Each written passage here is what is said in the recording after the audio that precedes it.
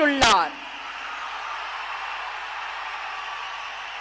மாண்புமிகு தமிழ்நாடு முதலமைச்சர் அவர்கள் பெண்களின் பாதுகாப்பினை மேம்படுத்தும் பொருட்டு தடுப்பு மற்றும் பாதுகாப்பு யுத்திகளை முதன்மை மற்றும் ஒற்றை இலக்கை கொண்டு செயல்பட சிங்கப்பெண் சிறப்பு அதிரடி படையை உருவாக்குவதற்கு ஆணையிட்டுள்ளார்.